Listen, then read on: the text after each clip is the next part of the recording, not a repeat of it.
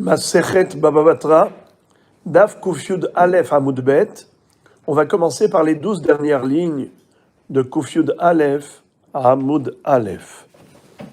Ve'ihu Keman Savra Ki Haderav Ushmuel D'Amre Tarvaihu En Halacha Kerabi Zecharia Ben Akatsav. De quoi s'agit-il? Nous avions vu une mahloket entre Hachamim et Rabbi Zecharia ben Akatsav à propos de la priorité d'un garçon par rapport à la fille au niveau de l'héritage. Lorsqu'un homme est décédé et qu'il a laissé un patrimoine, qui sera son héritier? Son fils ou sa fille? Eh bien, c'est le garçon qui est prioritaire au niveau du patrimoine paternel. Mais la question se posait par rapport à l'héritage d'un patrimoine maternel, c'est-à-dire une femme qui possédait des biens et qui est décédée. Est-ce que sa fille est digne d'hériter ce patrimoine? On avait dit que oui. On l'apprenait du passouk Vechol bat yoreshet Nahala mimatot bene Israël. La fille qui a hérité de ses parents. Puisque matot bene Israël, maté c'est une tribu. Matot c'est deux tribus. Comment est-ce qu'une fille, bat yoreshet Nahala, elle hérite d'un patrimoine héréditaire, mimatot bene Israël, de deux tribus, de matot? Il s'agit du cas où le père appartenait à une tribu et la mère appartenait à une autre tribu. La fille, si elle est fille unique, alors elle pourra hériter des deux côtés, l'héritage de son père et de sa mère. Ou bien si elles sont plusieurs filles, elles se partageront, comme les filles de Tselophrad. Mais la question se pose, qu'en est-il si elle avait un frère? Elle n'était pas fille unique, elle avait un frère. Est-ce que ce frère-là, qui est frère que maternel, c'est un demi-frère, ils ont la même mère, mais ils n'ont pas le même père. Est-ce que dans ce cas, le garçon est également prioritaire? De la même façon que le garçon est prioritaire concernant un patrimoine paternel, là c'est sûr que le garçon passe avant la fille comme il est écrit dans la Torah. D'abord le fils, et s'il n'y a pas de fils, alors les filles, comme les Benot Tselophrad. Ça c'est au niveau des biens appartenant au père. Mais si ce sont de demi-frères, demi-sœurs, qui ont la même mère, mais ils n'ont pas le même père, est-ce que là encore, le garçon sera prioritaire? C'est-à-dire que si un garçon, c'est lui qui prend tout, et la fille ne prendra rien, ou bien est-ce qu'ils vont se partager équitablement, comme s'ils étaient deux frères ou deux sœurs? À ce propos, nous avions vu une mahloket. Hachamim disent que l'héritage maternel, c'est exactement comme l'héritage paternel. Ce patrimoine sera empoché par le garçon. C'est le garçon qui va hériter de la totalité des biens de la maman. La fille n'aura rien, exactement comme pour l'héritage d'un patrimoine paternel. Mais Rabbi Zecharia ben Akatsav disait que non, ce n'est pas pareil. Quand est-ce que le garçon est prioritaire? C'est uniquement lorsqu'il s'agit d'un patrimoine qui appartenait à un père commun.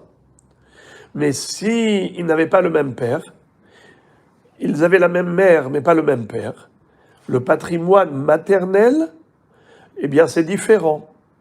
Ils devront se le partager équitablement. Le garçon et la fille, tous les deux, prendront 50% de l'héritage.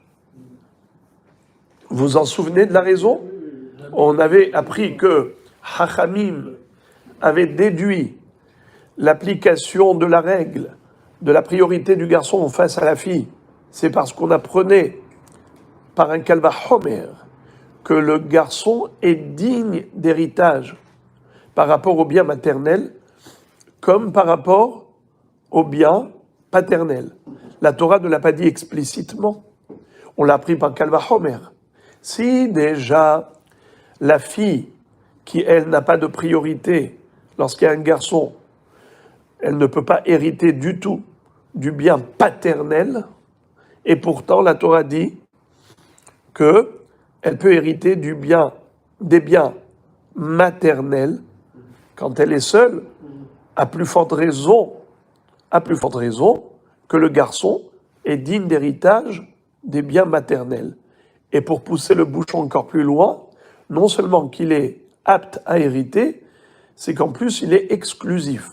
C'est que s'ils sont tous les deux, le garçon et la fille, l'un en face de l'autre, et la fille réclame, eh bien non, tout reviendra au garçon, même par rapport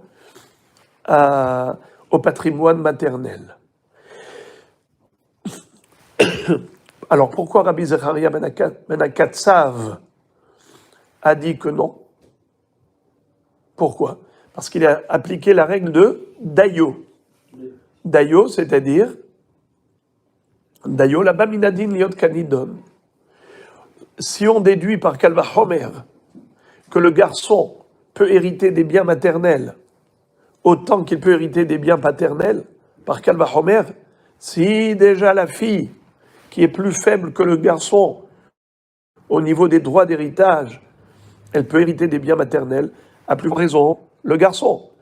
Et de la même façon que, au niveau du patrimoine paternel, le garçon est prioritaire, alors même au niveau du patrimoine maternel, le garçon sera prioritaire. Rabbi Zecharia ben Akatsav dit non. Ce n'est pas possible que le dérivé soit plus fort que l'origine. Quelle est la référence? C'est la fille. Et c'est grâce à la fille que tu as appris que le garçon a un droit d'héritage des biens maternels. Mais il ne peut pas être supérieur à la fille, car il n'est que le dérivé de la référence de la fille. Puisqu'on a une référence que la fille peut hériter, de là on a déduit que le garçon aussi peut hériter, mais il ne peut pas hériter plus que la fille.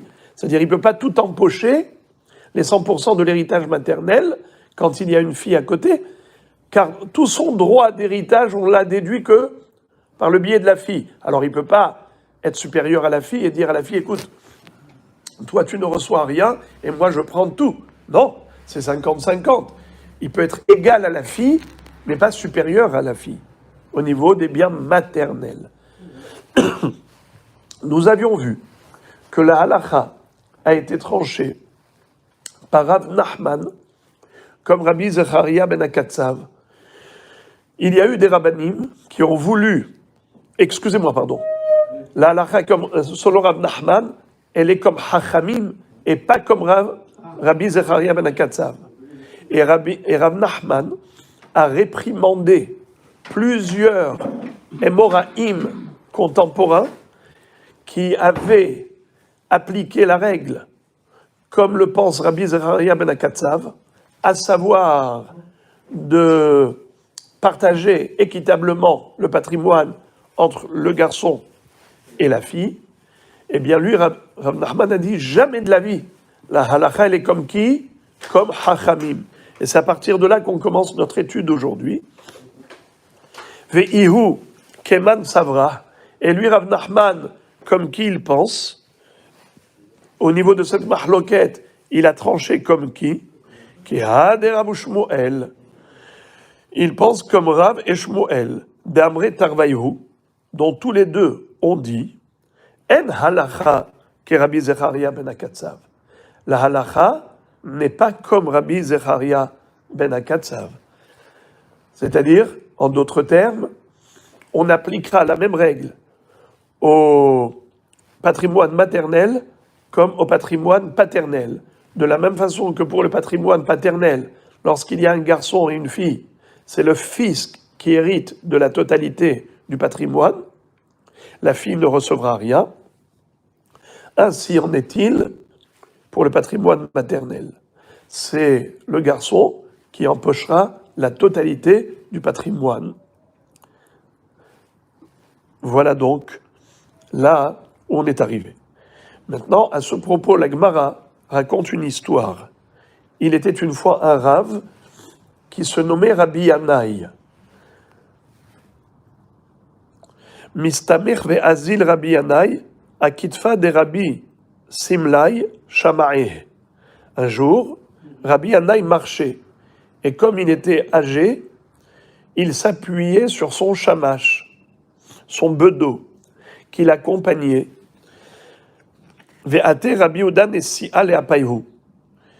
Ce Rabbi Yanaï a croisé Rabbi Yehuda Nesi'a. C'est qui Rabbi Yehuda Nesi'a? C'est le petit-fils de Rabbi Yehuda Nassi. Quand il venait vers eux, alors il a dit comme ça: Bar inish deata les kavlana hu yae vegulte yae. Qu'est-ce que ça veut dire?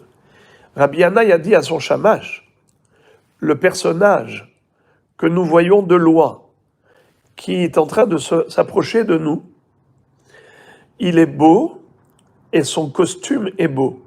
Son vêtement, à l'époque, les Talmidei Chachamim portaient de longs vêtements, et il a dit, il a un beau vêtement et lui-même est beau. Hu yae vegulate yae.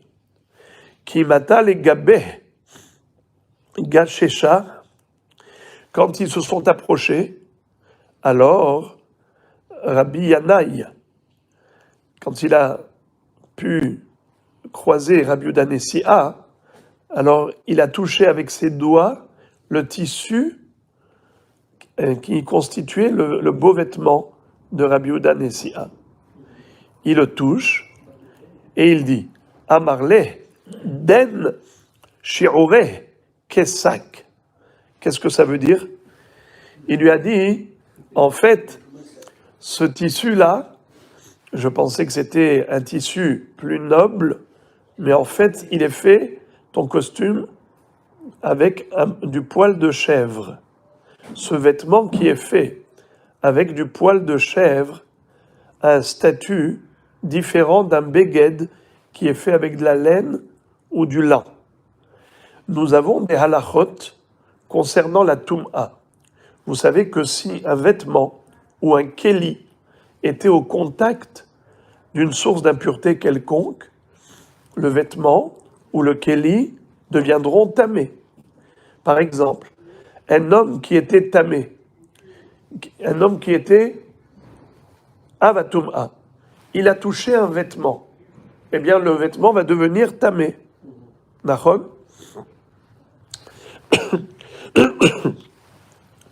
Si c'était par exemple un tissu, juste un tissu, quel est le statut de ce tissu? Si le tamé touche le tissu, donc il va devenir tamé, mais à condition que le tissu ait un shi'ur, une surface minimale. Quelle est la surface minimale du tissu pour qu'il puisse être apte à devenir tamé au contact de la source d'impureté? Alors il y a deux sortes de tum'a. Il y a tum'at maga et tum'at midras. Tum'at maga, c'est juste un contact.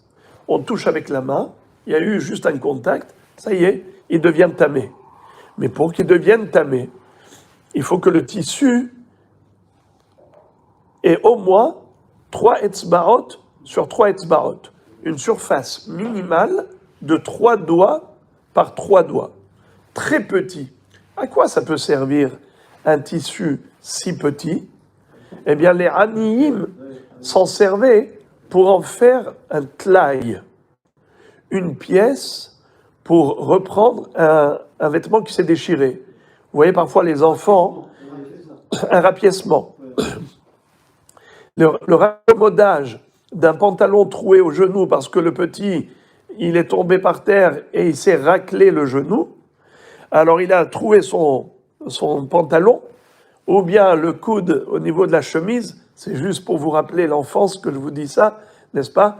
On se déchirait les pantalons au niveau des genoux. qu'est-ce que faisait la maman pour raccommoder le pantalon? Elle prenait un petit bout de tissu et elle allait rapiécer. D'accord? Ça s'appelle une reprise. En effet, le tissu de cette taille, étant donné qu'il est apte à être utilisé pour le raccommodage, pour le rapiècement, alors c'est un tissu qui est déjà hachouv. Et s'il était au contact d'une source d'impureté, il deviendra tamé. Mais qu'en est-il de la Tum'at Midras, qui est beaucoup plus grave? Quelle est la différence? Tum'at Magga, c'est que Rishon la Tum'a. La source d'impureté, elle est Ava Tum'a. Mais le tissu ou le Keli qui a touché la source d'impureté, qu'est-ce qu'elle devient? Un cran de moins que Rishon la Tum'a, pas Ava Tum'a. D'ailleurs, quelle est la conséquence? C'est qu'un Rishon la Tum'a ne peut pas être Métamé Adam, ni Métamé Keli, que Ochalin ou Mashkin. Mais s'il s'agissait de Tum'at Midras, dans ce cas-là, le tissu devient Avha Tum'a. Et il peut être Métamé Adam, Kelim. Comment il va devenir Tum'at Midras?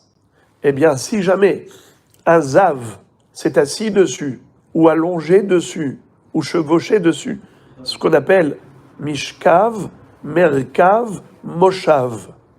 Si c'est fait pour s'asseoir dessus, alors, si le Zav s'est mis dessus, même sans le toucher, imaginons qu'il y avait 10 matelas sous le Zav, les 10 matelas, même ceux qui sont en dessous, qu'il n'a pas touchés, deviennent Tamé Tum'at Midras. Ils deviennent Avatum'a. Et un homme qui toucherait ce matelas, même le matelas qui n'a même pas touché le Zav lui-même, juste il était en dessous, étant donné que c'est Tum'at Midras, il devient Avatum'a. Et donc l'homme qui va toucher va devenir Rishon la Tum'a. Ou un Keli qui va toucher va devenir Rishon la Tum'a. Alors là, on est en train de dire que le tissu qui est fait de tsemer au pishtim, en laine ou en lin, alors quel est le shi'ur minimal pour qu'il soit apte à devenir tamé tum'at midras? C'est 3 tfahim par 3 tfahim. 30 cm par 30 cm, si on veut dire qu'un tefah, un palme, qui correspond à un poing, une poignée de la main, alors c'est 10 cm. Grosso modo, on dit comme ça. Mais réellement, c'est 8 cm, selon le Rav Chaim Naé. Le Chazon Ish a dit que c'est 9 cm,6. Alors, on est toujours mahmir. Par exemple, pour la souka, on est mahmir d'exiger 1 mètre au minimum pour une mechitza.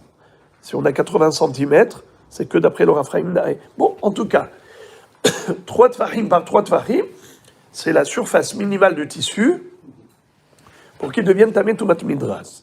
Mais si c'était plus petit que ça, il peut devenir tamé tumat maga, mais pas tumat midras. Il va devenir rishon la tum'a, mais pas avatum'a, même si un zav s'asseyait dessus. Mais tout cela, ce n'est que par rapport à beged.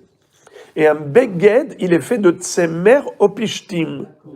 Tandis que sac, étant donné que le poil, c'est un poil de chèvre, c'est considéré un tissu moins important qu'un tissu qui est fait avec de la laine ou du lin.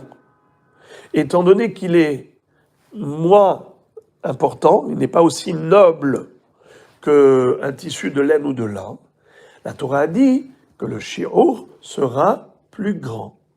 Le minimum requis dans la surface de ce tissu, façon de parler, tissé de poils de chèvre, pour devenir tamé, il faut un minimum, au niveau des mensurations, de 4 tfahim par 4 tfahim. C'est plus que 3 tfahim par 3 tfahim.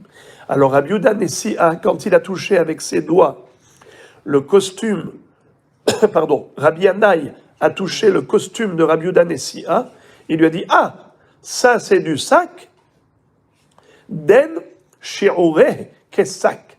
Ce vêtement-là, c'est du sac. Alors son shi'ur, il est par rapport à 4 fahim et pas 3 tfahim. Alors je ne sais pas s'il était comme un peu déçu, parce que quand il avait vu de loin, qu'est-ce qu'il avait dit à son shamash? Il lui a dit, celui qui vient de loin là, ce personnage que nous sommes en train de croiser, qui se rapproche de nous, il est beau et son vêtement est beau. Mais quand il a touché avec ses doigts son tissu, il a dit, ah mais ça c'est du poil de chèvre, c'est donc du sac, donc c'est 4 fahim, c'est plus pachout que ce que je pensais. Bon, Rabbi Yehuda Nessia a vu qu'il avait affaire à un Gaon, Rabbi Yanaï, qui tout de suite en touchant le tissu, lui donne la halakha de la Touma. Alors Baramine, il lui a posé une question qui nous concerne. Minaïn la ben, sheu kodem la bat, benirse ha'em. Il lui a dit, peux-tu me dire, Rabbi, d'où sait-on que le garçon est prioritaire par rapport à l'héritage maternel? Par rapport à l'héritage paternel, la Torah l'a dit explicitement que entre le garçon et la fille, qui est-ce qui est prioritaire? Le garçon, c'est lui qui hérite de tout au détriment de la fille.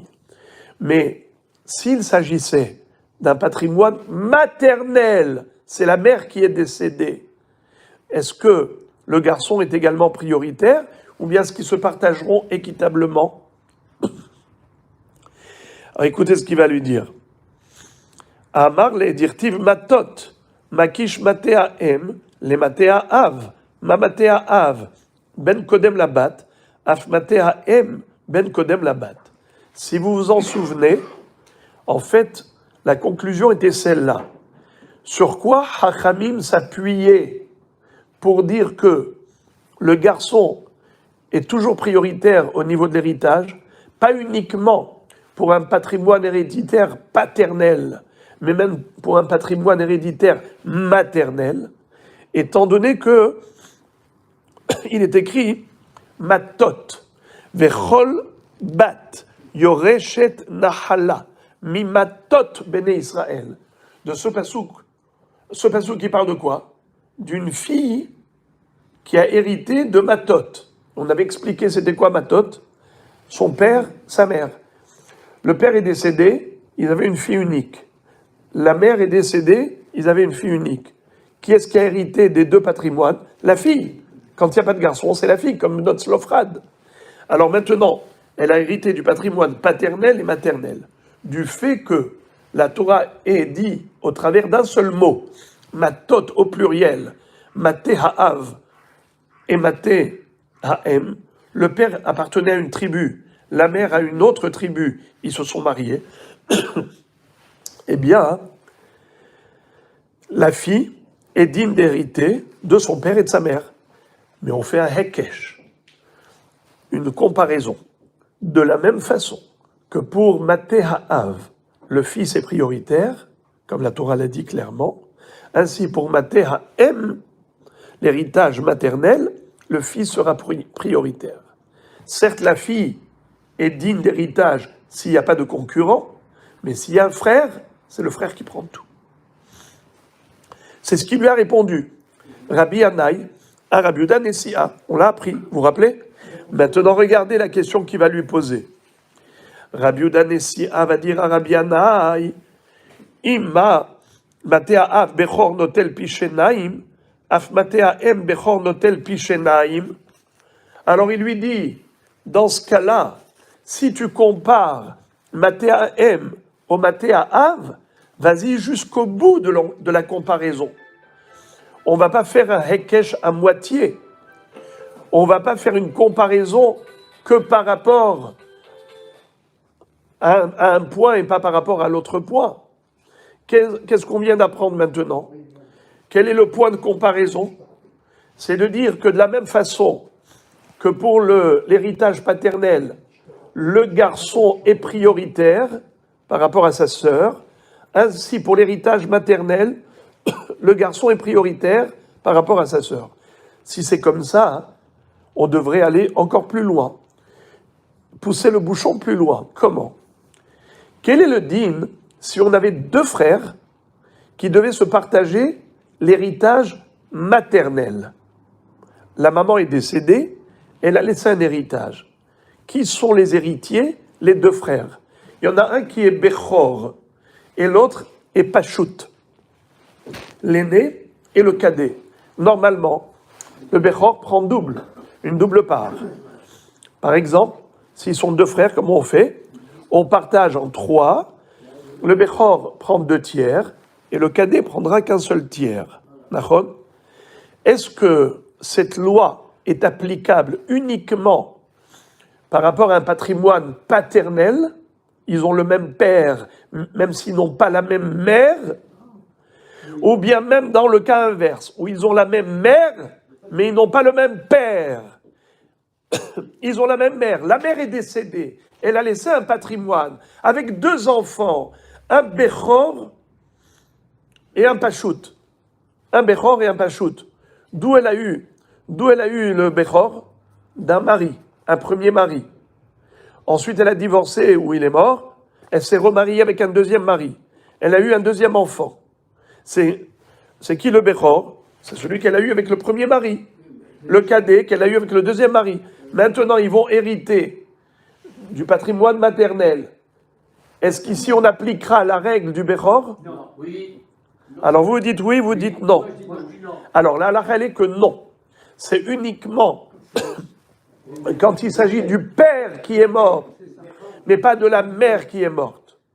Alors, il lui dit, comment se fait-il qu'on établit un distinguo entre le patrimoine maternel et paternel par rapport à la double part du Bechor?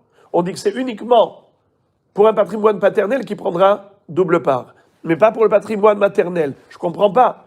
Si tu dis que la comparaison qu'on a faite, c'est parce qu'on compare Matéhaem, les Matéhaav, du mot Matot Béné Israël, alors allons-y jusqu'au bout et dire que Matéhaem, c'est comme Matéhaav.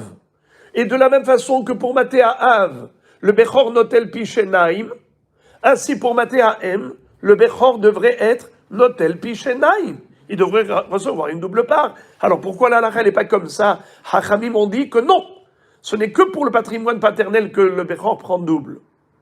Pourquoi? Si tu compares, alors compare jusqu'au bout. C'est la question qu'il lui a posée. Vous savez qu'est-ce qu'il a répondu? Waouh, il s'est énervé. Il a dit à son shamash, il a attrapé son shamash par le bras, il lui dit viens, on s'en va. J'ai pas de réponse à donner à cet homme. Il pose des questions tellement simples. Quoi, il n'a pas lu le pasouk? C'est quoi cette question? Regardez ce qu'il va dire. Waouh! Amarle les shamae. Il a dit à son shamash, good, viens. Il a tiré. Let den tsabe le milaf. Celui-là ne veut pas apprendre. Cet homme-là ne cherche pas à apprendre. Il veut juste poser des questions. Parfois, il y a des gens qui aiment poser des questions. C'est pas parce qu'ils veulent comprendre, apprendre. Ils ont envie de poser des questions. C'est aussi une tentation. D'accord? Pourquoi? Parce que si vraiment tu te poses la question, pourquoi tu n'as pas ouvert le Chumash? Vetarmamai, la Gemara dit, pourquoi Behemet? Il a trouvé ridicule la question. Amar Abaye, Amar Kra. Abaye dit, mais c'est clairement écrit dans le Pasuk. Bechol Asher, Imatse Lo, Velola. Très dur. C'est écrit dans Parashat Kitetse. Vous vous rappelez?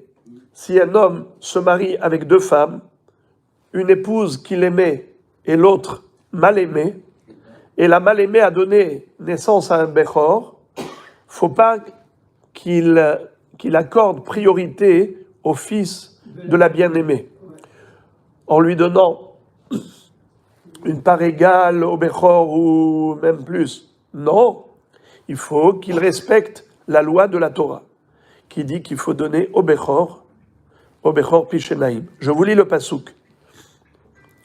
Qui est à Bechor, ben asenua, yakir, la tetlo Pishenaim, bechol asher imatzelo, ki hu reshit ono, lo mishpat Bechora.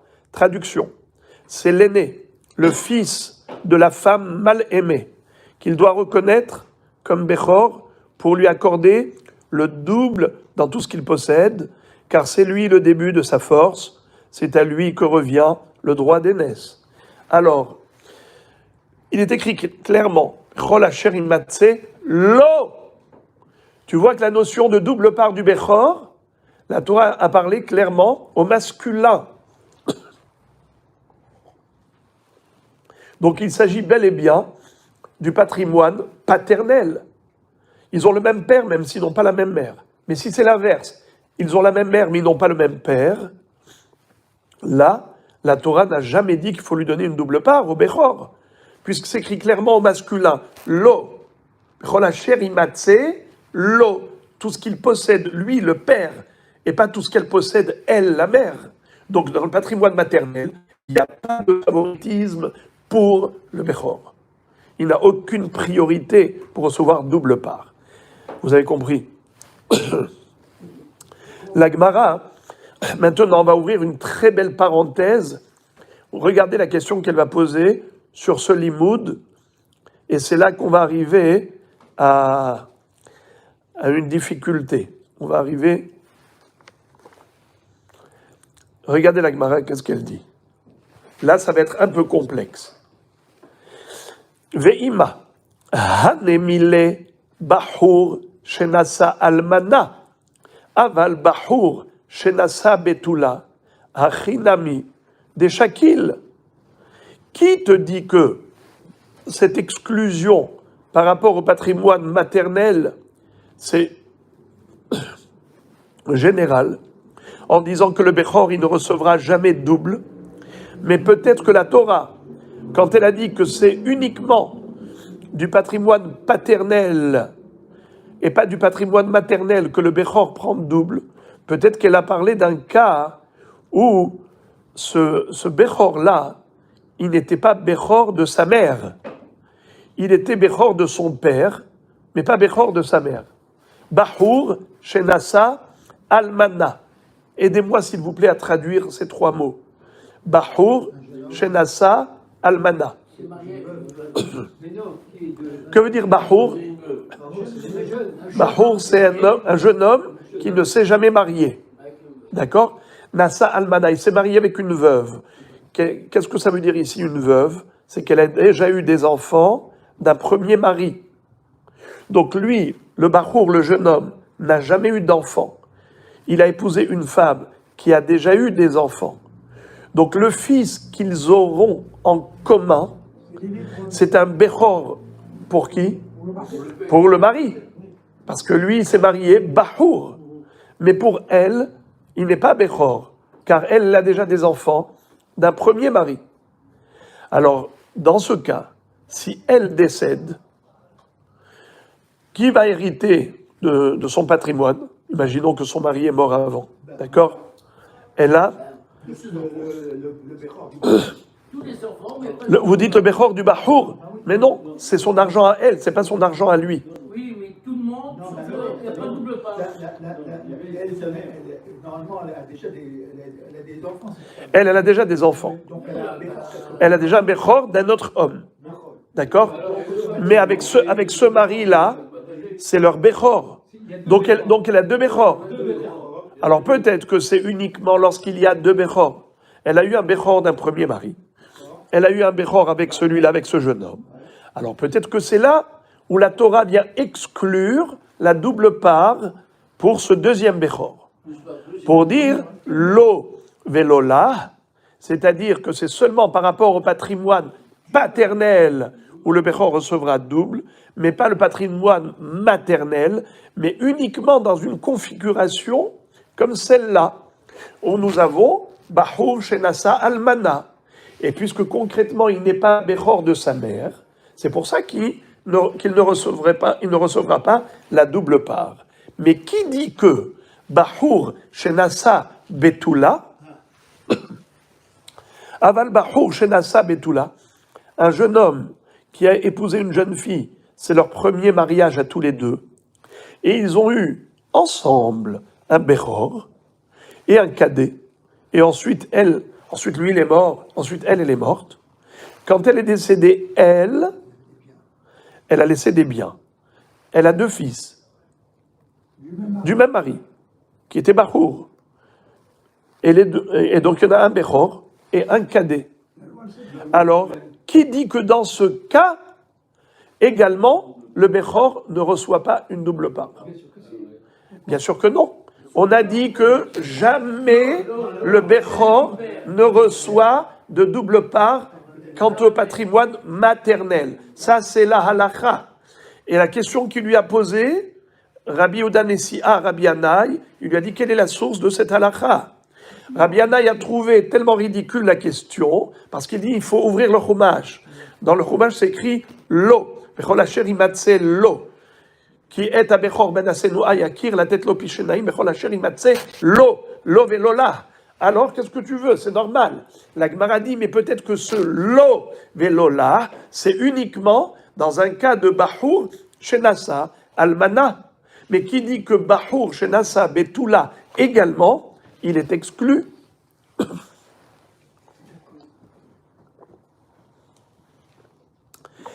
Peut-être que, quand on dit il est exclu, c'est-à-dire qu'il recevra une part égale, qui te dit qu'il ne recevra pas une double part? Alors, la Gemara dit comme ça.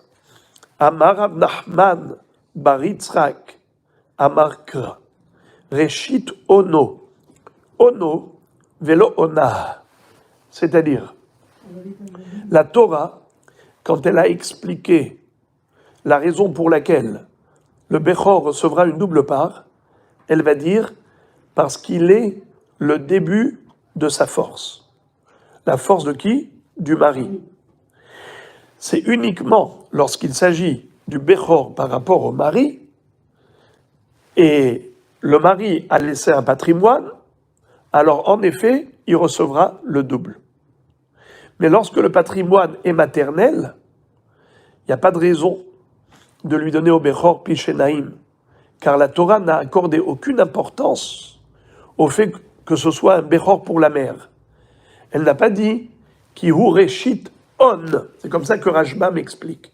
Si la Torah avait employé un générique, elle avait dit on, donc de manière générale, on ça veut dire la force. Kohi vereshit oni. Ono, la force. Alors, si la Torah avait écrit on en général, alors on n'aurait pas distingué entre Bechor de la mère ou Bechor du père. Pour le patrimoine qui soit maternel ou paternel, on aurait dit que le Bechor est toujours prioritaire par rapport à la double part. Mais étant donné que la Torah elle a écrit Kiru Reshit Ono, elle n'a pas dit Ona, donc c'est Ono Velo Ona. Uniquement lorsqu'il s'agit du patrimoine paternel, c'est là que le Reshit Ono a une valeur. Mais quand il s'agit du patrimoine maternel, le Ona n'a aucune valeur, car la Torah n'a pas dit Ona, elle a dit Ono. Donc il recevra une part égale et pas double part. Très bien. La Gemara veut réfuter cette réponse en disant Haou mi ba'yaleh la ba'ahar nefalim de lehve bechor le nahala mi shelibo dave alav yatsaze she'en libo dave alav. C'est-à-dire, pourquoi dis-tu que le mot ono vient exclure ona? Mais le mot ono, il a déjà été employé pour un autre limoud. Lequel? Pour nous dire que celui qui est Bechor, même si sa mère avait fait des fausses couches auparavant, il recevra double part, bien qu'il n'ait pas Bechor pour le Pidyon Aben. Il est Bechor le Nahala, mais pas Bechor la Pidyon. D'où on l'apprend. Imaginons la maman, malheureusement, elle a fait une fausse couche. Le petit, le fœtus, avait déjà 8 mois. Ou bien il est né, tout de suite il est mort. Quel est le dîme par rapport au Pidyon Aben? L'enfant qui va venir par la suite, qui sera viable, qui va vivre normalement, est-ce qu'on lui fait pidyon puisqu'il n'a pas de grand frère, il n'a pas de Bechor? Réponse non. Pourquoi? La Torah, quand elle a dit Kadeshli kol Bechor, Peter kol Rechem, Peter kol Rechem, celui qui ouvre la matrice de sa mère. C'est qui a ouvert la matrice de sa mère? C'est le Nefel, c'est l'avorton. Étant donné que ce Bechor-là, ce n'est pas lui qui a ouvert la matrice de sa mère. Le premier qui a ouvert la matrice de sa mère, c'est l'avorton. Donc, il n'a pas la mitzvah de Pidyon Aben. Il est Bechor juste pour la Nahala. Pourquoi il est Bechor pour la Nahala? Pourquoi ne dirait-on pas que de la même façon qu'on ne lui fait pas Pidyon Aben, ainsi il ne recevra pas une double part d'héritage? Pourquoi tu lui accordes une double part d'héritage? Pourtant, on ne lui a pas fait Pidyon. Aucun rapport. Car le Pidyon dépend de Peter Rechem. Mais le Pidyon, la Nahala, elle dépend de la viabilité du bébé. Pourquoi? Car Hachamim font une dracha incroyable. Le mot ono, non pas dans le sens de la force, comme dans le pshat, qui ureshit ono, mais dans le sens de aninut, onen, un endeuillé. Pour qui s'applique le deuil? Pour quelqu'un qui pleure, Hashem Yatzilenu, la mort d'un enfant. Il est onen. Mais pour la mort d'un avorton, c'est-à-dire pour une fausse couche, où l'enfant n'a jamais été viable, pour lui, le cœur n'est pas davé. Le papa ne s'est pas attaché à lui pour pleurer autant que pour un bébé qui était son fils, qui était viable et qui est mort prématurément. Hashem Yatzilenu. Ki hureshit ono. Dites-moi, lorsque la mère avait avorté, elle avait fait une fausse couche, il y a eu un nefel. Ensuite, elle a donné naissance à un enfant qui est viable. Celui-ci, comment il s'appelle, l'enfant viable? Il s'appelle Bechor. Pourquoi il s'appelle Bechor? Car c'est le premier enfant viable. Qu'est-ce qu'il est le précédent? Il s'appelle avorton, Nefel. Est-ce qu'un père pleure pour le Nefel comme il pleure pour un enfant normal qui est mort? Non. Il pleure beaucoup plus pour son enfant qui est né et qu'il a élevé et qui est mort. Bien sûr, c'est là que l'ibo davé alav, son cœur est profondément chagriné. C'est pour cela que la Torah écrit ki hureshit ono pour faire allusion à cette halakha que même un Bechor qui n'était pas Bechor pour le Pidyon Aben, car il a été précédé de l'avorton qui lui a ouvert la matrice de sa mère, c'est lui qui était Peter Rechem et pas le Bechor qui est né après. Bechor qui est né après, il n'aura pas de Pidyon Aben, mais tout de même, il recevra la double part de la Nahala, de l'héritage, vu qu'il est Libo Davé Alav. Il est Reshit Ono. C'est l'aîné pour lequel le père pleurera profondément si jamais il venait à mourir.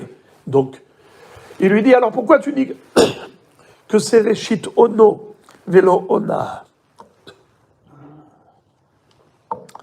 Mais le mot Ono n'est pas venu pour dire Ono Velo Ona, que la notion de double part du Bechor ne s'applique qu'au patrimoine paternel, Ono et pas Ona, et pas pour le Bechor de la mère, pour le patrimoine maternel. Mais qui te dit ça?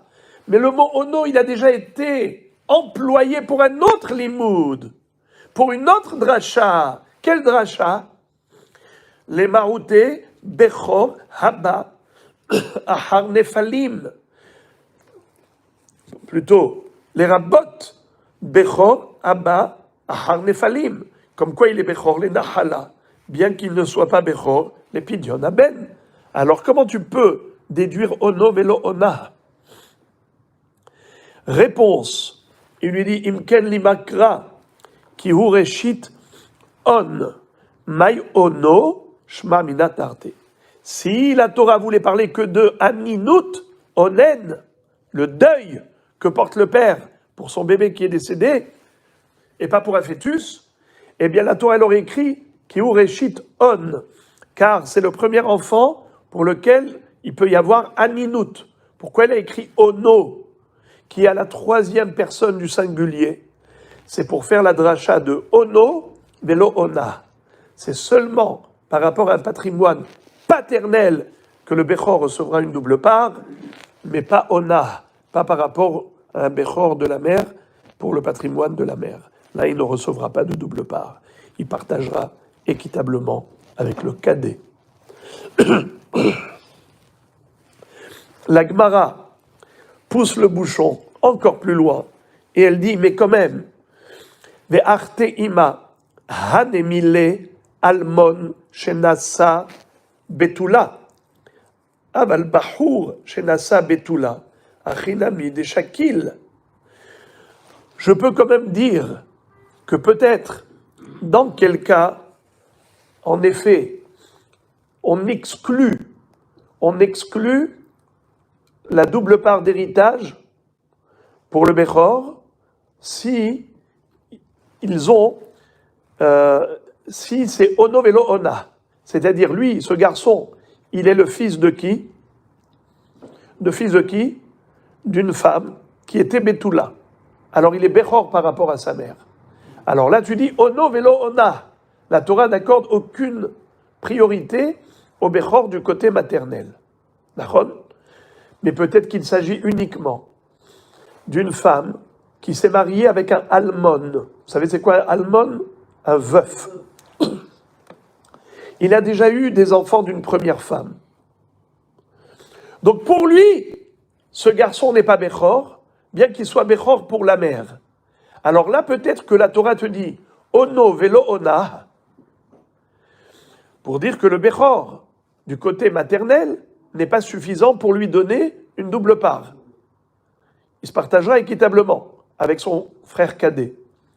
Mais qui te dit que dans le cas où ce garçon était Bechor du côté père et du côté mère, c'est-à-dire Bahur Shenasa Betula, son père ne s'est jamais marié auparavant, sa mère ne s'est jamais mariée auparavant, donc il est Bechor de père et de mère. Qui te dit que dans ce cas-là, il ne recevra pas une double part d'héritage du patrimoine maternel? Son père est mort, ok, il a reçu une double part. Sa mère est morte, pourquoi tu ne lui donnerais pas aussi une double part d'héritage de ce patrimoine maternel? Peut-être que l'exclusion de Ono velo Ona, c'est uniquement lorsqu'il était Ona et il n'était pas Ono. Il était Bechor du côté maternel, mais il n'était pas Bechor du côté paternel. Comment? Almon Shenasa Betula. Le père avait déjà fait sa vie avec une première femme, il avait déjà des enfants. Et ensuite, il a épousé en deuxième mariage la Betula. Alors, il est Bechor que du côté maternel. Mais peut-être que, s'il s'agit de Bahur Shenasa Betula, alors il est Bechor du côté père et du côté mère, peut-être qu'il est habilité à recevoir une double part. Achinami de Shakil. Et Rashbam dit quelque chose de très beau. Il donne une phrase très forte. Il dit Migo, puisque il est apte à recevoir une double part du côté paternel, ainsi il est apte à recevoir une double part du côté maternel. Parce que dans ce cas-là, de Bahur Shenasa Betula, ce Bechor-là, si son père décède, c'est sûr qu'il recevra une double part par rapport au cadet. Alors dans ce cas-là, on dit, eh bien on continue. La même halouka, le même partage, la proportion, elle sera la même. À savoir, 2 tiers pour le Bechor et 1 tiers pour le cadet. Qui te dit que non? C'est là qu'on arrive à la maskana de Rava. Et la Amarava, Amarkra, lo mishpat abechora. Mishpat abechora la ish, velo mishpat abechora la isha. C'est-à-dire, la notion de Mishpat HaBechora, c'est l'eau, c'est uniquement par rapport au patrimoine paternel. Vélo là. C'est-à-dire, il n'y a pas du tout de notion de Bechora quand il s'agit du patrimoine de la femme. C'est-à-dire que si c'est la femme qui décède et qu'elle laisse un patrimoine à ses deux fils, un Bechor et un Pachout, le Bechor ne recevra pas le Mishpat HaBechora. Kilo Mishpat HaBechora. La notion de Bechora ne s'applique que par rapport au patrimoine paternel et pas par rapport au patrimoine maternel. Fin du sujet. Oui. On parle de Bechor. Est-ce que le côté de Pessah, de Bechor, il doit jeûner, ça touche le côté paternel ou maternel? Très belle question. Mais Azrat Hashem, on en parlera au Ta'anit Bechorot. Donc, bien sûr que dans le Shulchan Aruch dit qu'il n'y a pas de différence. Ouais. Car la Makat Bechorot, elle était sur tous les Bechorim. C'est pour ça d'ailleurs qu'ils ont cru que tout le monde allait mourir. Parce que dans une famille égyptienne où il y avait 10 enfants, il pouvait y en avoir 6 ou 7 ou 8 qui mouraient. Pourquoi? Parce que la femme, infidèle à son mari, avait des relations adultérines avec d'autres hommes, et elle pouvait avoir un Bechor de cet homme, un Bechor de cet homme, eh bien, ils mouraient tous. Bechor Me'av et Bechor Me'em. C'est pour ça que le Shulchan Aruch dit que le Ta'anit, c'est pour tous les Bechorim. Et elle est moureuse aussi parce que le mari l'a tué derrière. Bien. Le mari, quand il a vu son pauvre épouse, il a tué elle aussi avant. Yofi. Allez, on termine le dernier sujet. Ve'a'ish et ishto menahane mile de Tanu Rabanan she'ero zo ishto melamed she'aba'al yoresh et ishto. La Mishnah nous a dit que si une femme décède, alors le mari héritera du patrimoine de son épouse. Tout ce qu'elle a amené avec elle de chez ses parents, qui lui appartenait à elle, le mari est prioritaire au niveau de la Yerusha. C'est lui qui recevra tous les biens de sa femme. Même s'il a des enfants. Même s'ils ont des enfants, c'est le mari qui est prioritaire. Mais l'inverse n'est pas vrai. C'est-à-dire, si c'est le mari qui est décédé, la femme n'hérite rien. Elle recevra que la ketouba, les mésonotes éventuellement, mais pas l'héritage entièrement. C'est ce qu'on a vu. Ve'a'ish et ishto nohalin ve'lo manhilin. Le mari est nohel, mais il n'est pas manhil à la femme. La Gemara pose la question, mais nahane mile, d'où la Mishnah connaît cette halakha, d'établir un distinguo entre l'homme et la femme.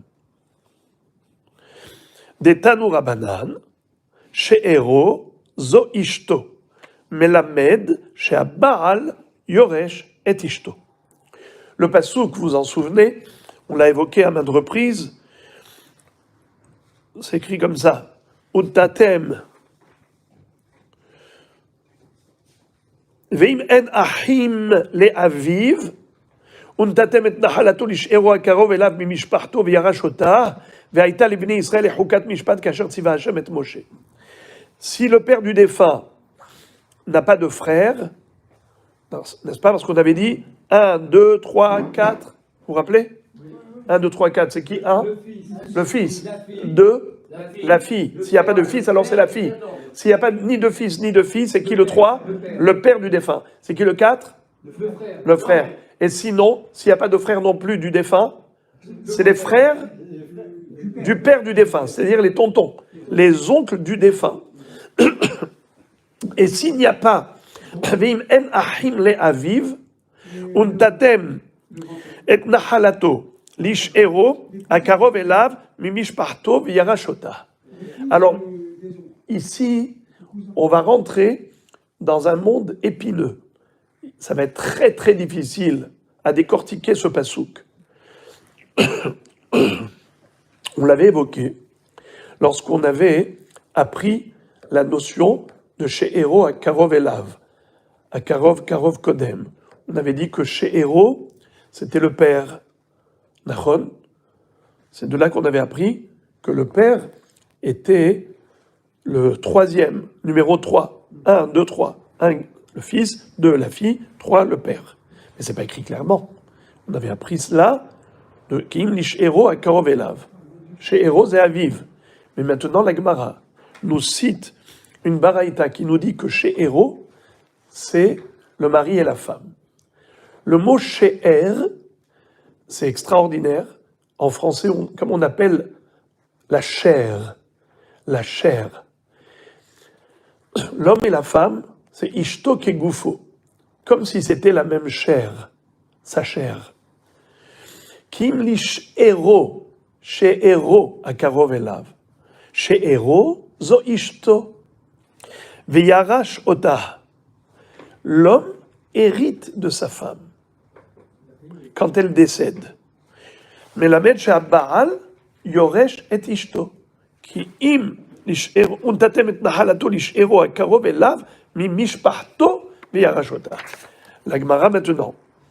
Plutôt la Braïta dit, Yachol afhi tirashenu, Talmud lomar, veyarash Ota, hu yoresh Ota, ve'en hi yoreshet Oto. Peut-on se permettre de les comparer et dire que de la même façon que quand elle est décédée, alors le mari hérite d'elle chez Héros, ainsi il en sera de même dans la réciproque, c'est-à-dire que si c'est lui qui est décédé le premier, c'est elle qui héritera de lui. Réponse non. Veyarash Ota et pas Yarsha Oto. Lui hérite d'elle, mais elle n'hérite pas de lui. Fin de la Baraïta. Maintenant, la Gemara se pose une question qui saute aux yeux. Ve'akrae lav hachi ketive. J'ai pas compris. Le pasuk n'est pas écrit comme ça. Le pasuk s'écrit untatem et nahalato lish ero à Karovela. Vous allez donner la nahala à sa chair, lish ero. Tu viens de me dire que c'est qui la chair? C'est la femme. Alors, de quoi on parle? De donner le patrimoine de l'homme à sa chair qui est sa femme. Alors pourquoi tu me dis le contraire? Tu es en train de déduire d'un pasouk le contraire de ce que dit le pasouk. Si on traduit littéralement le pasouk, qu'est-ce que ça nous donne? Ça nous donne juste l'inverse. C'est que d'Afka la femme est habilitée à recevoir la Yerusha du mari. Nachon. Amar Abaye, alors je vous avais dit que c'était difficile, à partir de là ça va être très difficile, parce qu'on va couper le pasouk au couteau. Amar Abaye, Tari Tzachi. Untatem et nahalato la karov elav, mishparto, chez Héros, viyarashota. C'est-à-dire, comme si le pasouk, il fallait le diviser en deux. D'abord, tu dis, si il n'a pas de frère, si le père n'a pas de frère, on avait dit 1, 2, 3, 4.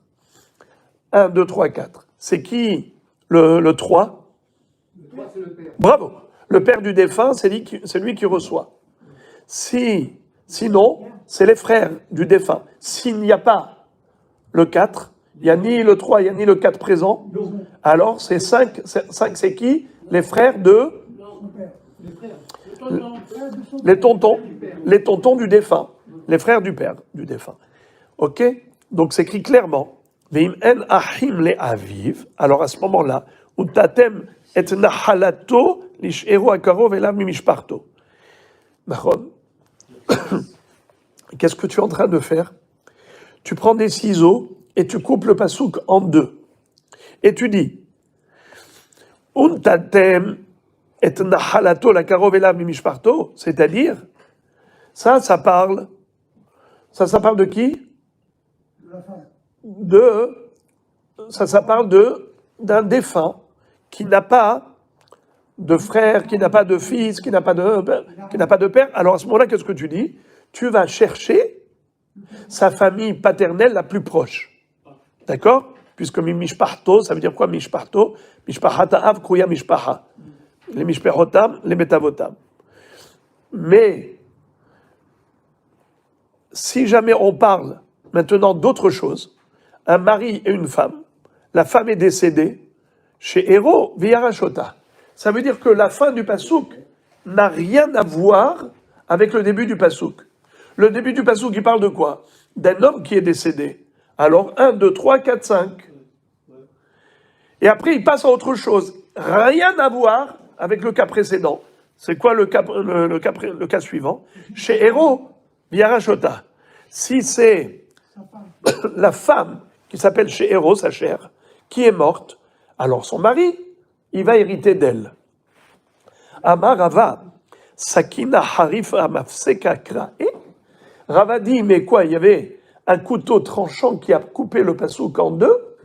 Ça n'a pas de sens de diviser le pasouk en deux. Tu es en train de me dire que le début du pasouk, il parle d'un cas d'un homme qui est décédé, alors 1, 2, 3, 4, 5, son fils, sa fille, son père, ses frères, ses donc. Et après ça, tu me dis, on parle d'autre chose, sans aucune commune mesure. On parle d'autre chose. On parle d'une femme qui est morte, son mari hérite d'elle. Ça veut dire qu'il y a eu ici un cutter, un couteau tranchant qui a coupé le pasouk en deux. Or, le pasouk, quand tu le lis d'emblée. Tu le lis comme une seule phrase.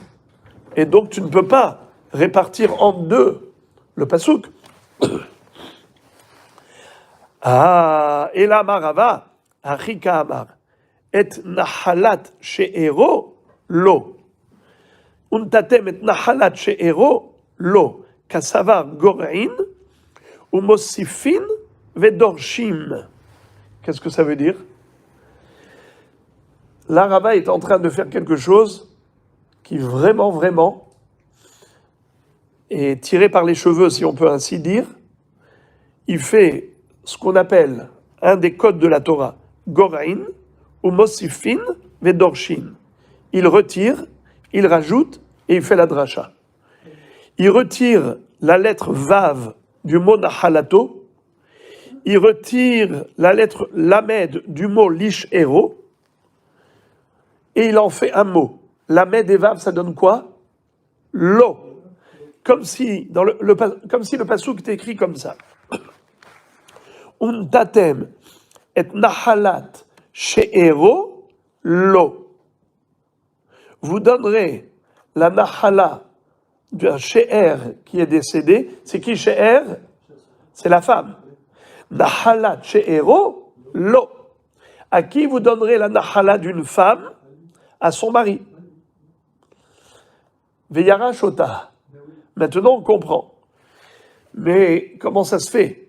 Lui aussi, il a pris des ciseaux, il a pris un cutter, et il a coupé le vav, il a coupé le lamed, et il en a fait un mot nouveau, pour dire que c'est à cela que faisait allusion la Torah.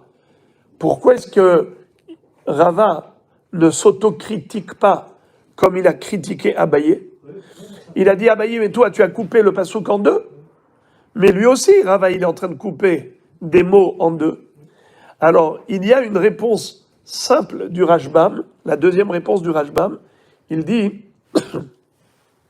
que quand c'est que des lettres, on peut le faire, mais pas pour des mots entiers. On ne peut pas séparer des phrases, mais on peut séparer des lettres pour constituer le nouveau mot. Mais il y a encore une autre réponse du Rashbam. Le Rashbam dit comme ça. Pashte dikra ikal efarouché, ki ilu gorein umosifin vedorshin, d'achim mashma, untatem et nahalato, klomar titnu haleze haish, shetiye nahalato. Klomar, lish ero, klomar, almi metzave ani, untatem et ayirusha, liot nahalato, lish ero, leoto haish sheishazot she'ero, klomar nahalat haisha, Titenu la Baal. Et le Rashbam plus haut dit comme ça. Geravav minahalato, velamed minish ero, ומוסיפין שתי אותיות הללו, זו על גב זו. לעשותו תיבה אחת, והיא לא. ודרוש אחי, ונתתם את נחלת שארו, לא. ולאו דווקא מגריה ומוסיף, דאם כן רבה נמי, סכינה חריפה הוא. אלא פשטי דקרא איקה לפרושי, כאילו גורעין ומוסיפין ודורשין, ואחי משמע, ונתתם את נחלתו, כלומר, תתנוה לזה האיש שתהיה נחלתו. Selon une autre explication du Rashbam, c'est pas considéré, en fait ici il voulait pas dire Gor'in ou Mosifin Vedorshin Mamash. Il voulait dire comme si c'était Gor'in ou Mosifin Vedorshin. Il explique le sens du pasouk de cette manière, que c'est cela la kavana de la Torah, mais sans vraiment découper. Et après, ensuite, il donne la deuxième explication qui dit oui, vraiment, Gor'in, Mosifin, Vedorshin, on découpe, mais comme c'est que des lettres, c'est pas des mots entiers que l'on sépare de l'autre phrase, eh bien c'est possible. C'est pour ça que je vous ai dit que c'était un petit peu difficile, complexe, c'était par rapport à cette explication de Rava qui a dit Gor'in ou Mosifin Vedorshin, comme si dans le pasouk il était écrit clairement, Untatem et Nahalato la karov elav, excusez-moi, Untatem et Nahalat she'ero lo. Alors que c'est écrit Nahalato lish ero. Eh bien non, tu dois lire Untatem et Nahalat she'ero lo. Bruchim tiyu. Amen. Nous on retire, on rejoue.